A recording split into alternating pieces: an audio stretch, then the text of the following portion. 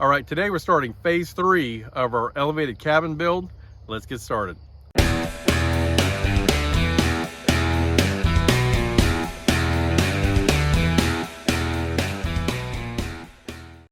All right, so we just finished putting up the tin roof. We have 12-foot panels on the back up to the middle.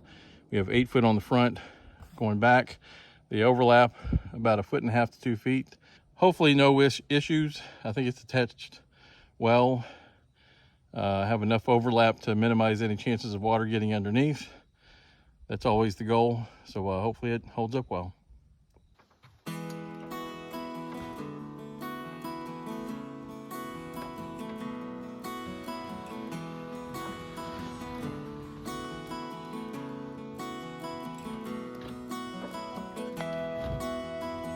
Like a glove.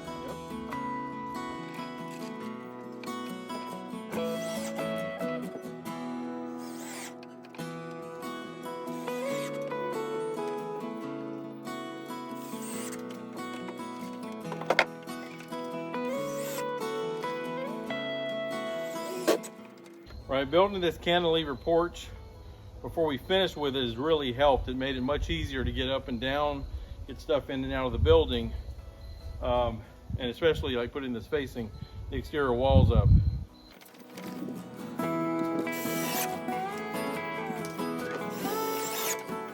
All right, so we're putting up the exterior panels on the side of the cabin.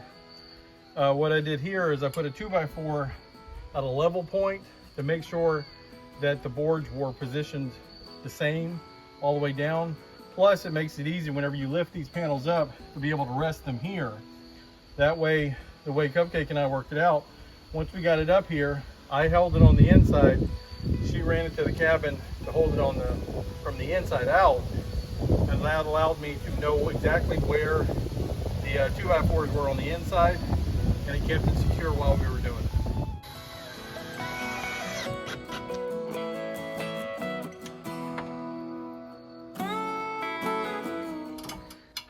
Let's just say I'm super glad that Cornbread has to do this ladder and not me, because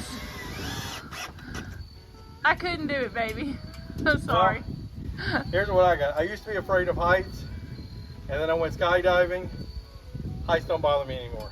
So you might try that if you have a fear of heights. Yeah. All right, so here's a view of the outside.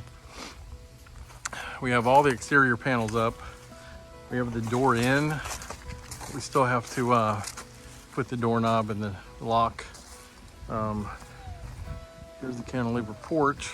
Walking by, you can see all the exterior panels there. We still have to close in an area right up here. And you can see here on the corners, it didn't quite match up. That's not a problem. We're gonna put some corner molding, either 2 1-bys on either side of it coming together. See if we can go up each corner, because that'll help protect the building, minimizing any water penetration. We still have one of our supports up from whenever we put the panels in, and I think I mentioned it before, but those things are helpful. We put it right at the level point where we wanted the exterior panel to be, so then we just had to lift them up, set them on top of the panel, and it was much easier to handle after that.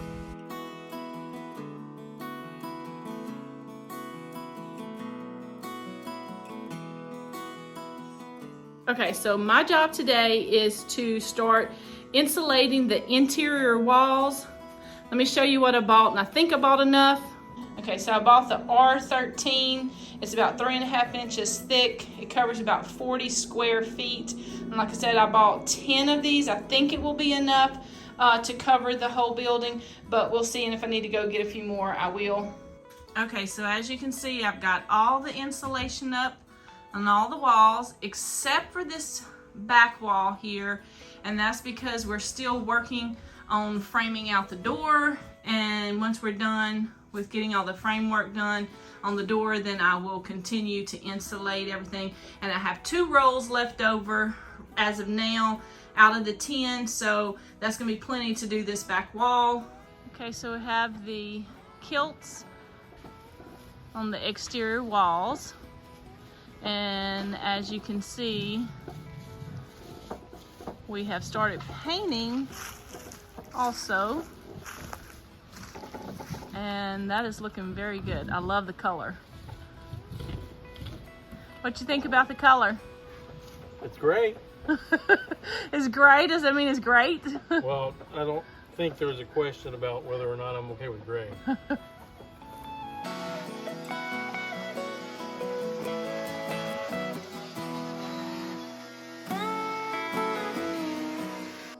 All right, we have our front door in too.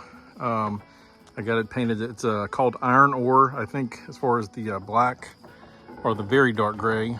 Got our door set in here. We got this door. It's a $450 door. We got it for $100 at a flea market. Great shape. I put in the lock system here. Well, not the lock system, but just the handle and the deadbolt. It's very nice. I got a threshold down at the bottom. And this door has the vinyl seal at the end or at the bottom. Whenever you close it, it lays perfectly. And here's the view from the back of the cabin. Right here on the corners, I put some 1x6s, put them together to make a V, and then use those for the corners. Before I put them up, I did use some of the flashing, the tar flashing it's pretty much the same thing that's around there. I put that all the way up on the crease on the end before I put that up to make sure that I'm minimizing the chances of water getting in. We haven't had rain here for almost 2 weeks, but I think this Tuesday, it's Sunday right now, on Tuesday, it's supposed to rain, so that'll be a good test of everything. But we've already had one good rainstorm and I didn't have any leaks, so I'm fairly confident we're doing okay. I also wanted to show you the bracing we have under the cabin. We went at about a 45-degree angle and staggered it different ways in the middle there. This one is left open just because I need access to it, because we're going to be building a bathroom right here. But you can see the angles there for the braces. Once we put those up and walked around upstairs, you noticed instantly that it made a huge difference. So I may end up putting more bracing in, especially in the center part. You can see I did put one right there. So I still got a little bit more, obviously. I still have more work to do. All right, whenever you're putting in your bracing, especially with a building like this off the ground, you want to make sure that you're using bolts instead of screws. You can see that I used some lag bolts there because you need the 2x4s here to be flexible, but they need to be strong. If you have screws in there and there's a lot of flexibility in the building, it's going to tend to pull those out, but the bolts, it should hold up fairly well. It's kind of hard to beat looking out of your front door, walking out to your little porch,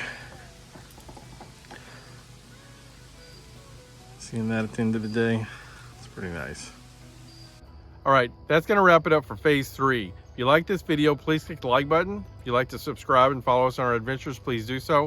If you have any comments or suggestions, let us know and we'll get back to you as soon as possible. We'll see you soon. Thanks for watching.